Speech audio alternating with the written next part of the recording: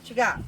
Like a bunch of white. That is perlite, which is used in almost every garden supply place everywhere. Oh. It's a volcanic material that adds basically drainage.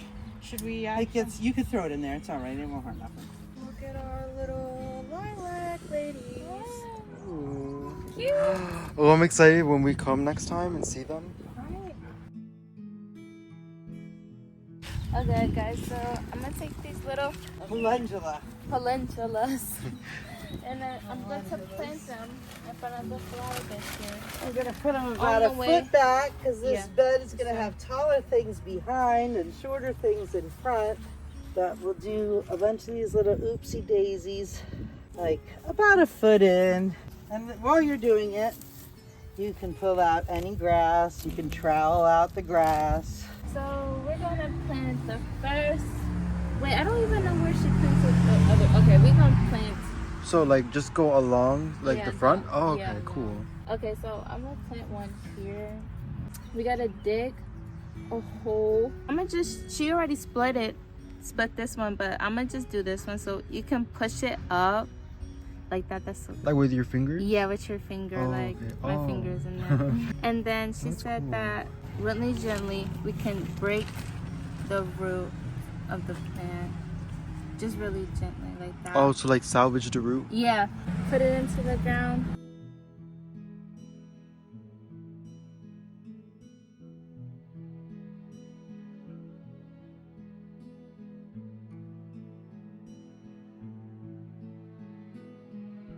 I will figure out which is the yellow rose, and we will put it in here. And I kind of want it to like grow along the seam of the house. So I think we're gonna put it up to the corner.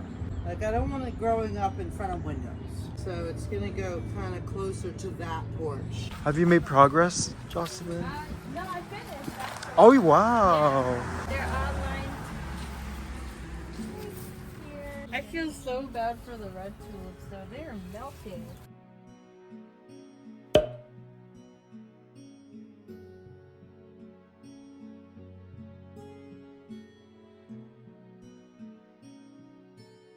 All right, I have identified our yellow one.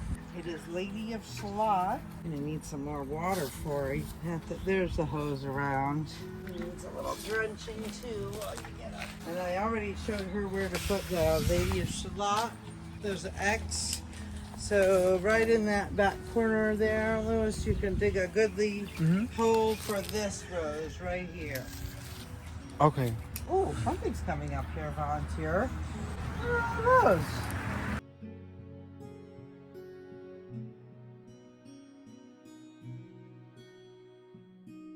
How do you feel, Louis? I feel good, tired, hot, but Yeah. we did it. It's very hot, guys. Yeah, and it's very it's hot. fun. Like we're getting some experience in. If we ever have our own garden, you know. Yeah. Hi, B.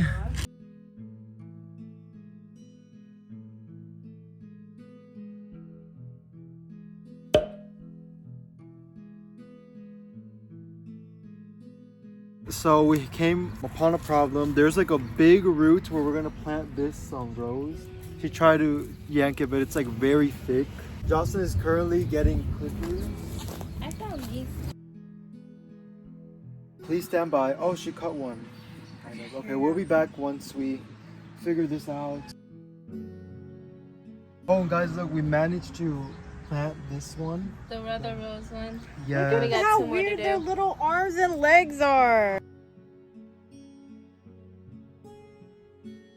Look how the greenhouse looks. So much progress has been made since last time. Look how spacious. It's gonna look so nice once there's like plants in there. Christine and Jocelyn did this one. It looks very nice. I did this one over here. And it was hard because the roots were, for both of these, were going upward. So we had to figure out a way how to make sure the roots weren't exposed or anything. So that was a hard part. That's it for those. These are gonna go in here. So actually we've got another bed that could use a little bit of amending with some of that red stuff.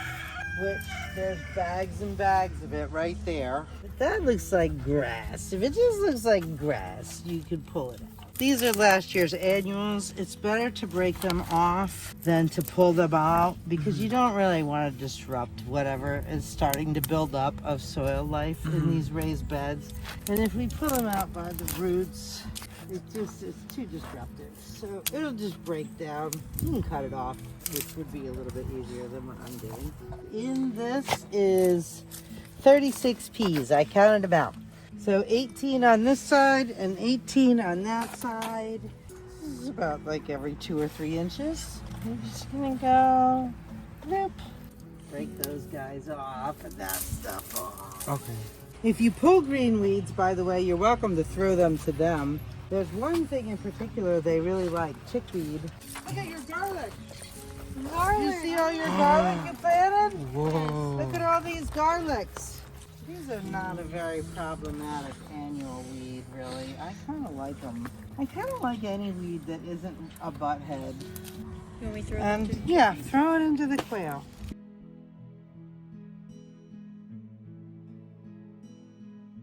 I don't see anything germinating in here yet, but scruffle them in.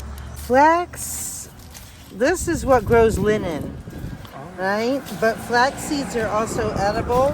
It's actually pretty hard to grow oil, right? It's kind of easy to grow carbohydrates. Protein's a little harder.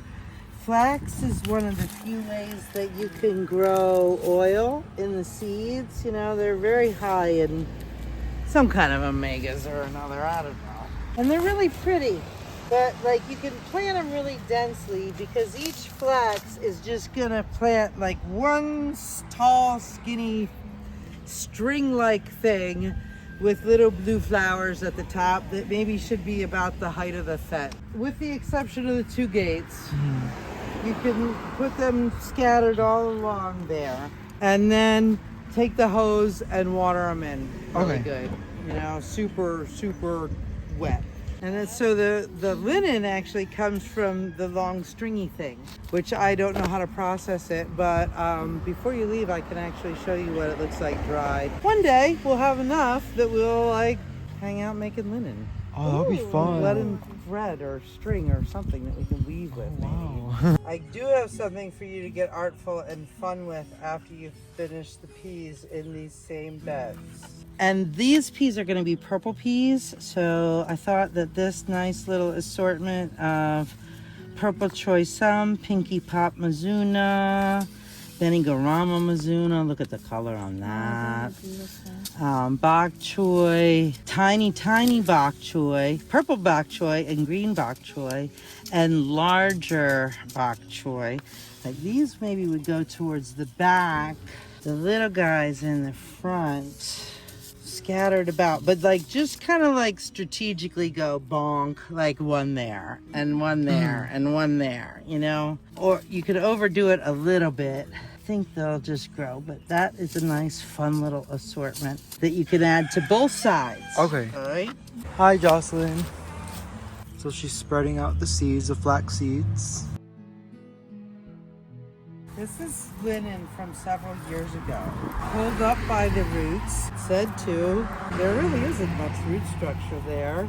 Somehow there's a machine where you take a wooden thing and you break it repeatedly to soften up these fibers. That's the extent of what I know about it. Like I saw it on a video, you know?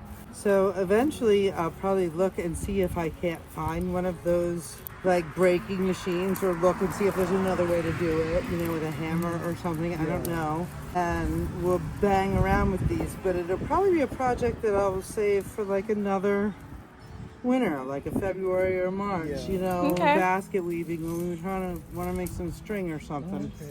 And when we have the harvest from all of this too, right? Exciting. Okay, so this side is watered. It's gonna water the ones on this side because the hose can't reach over here.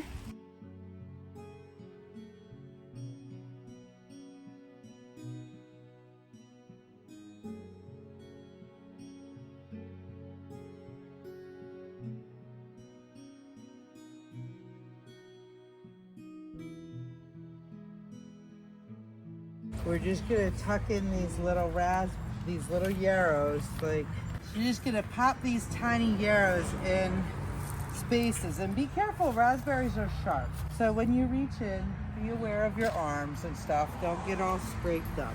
So you just kind of push them up from underneath and stick them in. Ooh. It's so big and impressive looking, right? Yeah. That was Jamaican sorrel that unfortunately got a frost right before it actually flowers. It takes such a long season. But yarrow is cold tolerant, so if it frosts, it's not going to care, which is everything that we planted so far today. We haven't put in anything that would die if we go below freezing, which we will. Go grab a raspberry and put it in here. So Miss Haven's going to plant some raspberry plants here. This is pretty nice already. It's all dug up.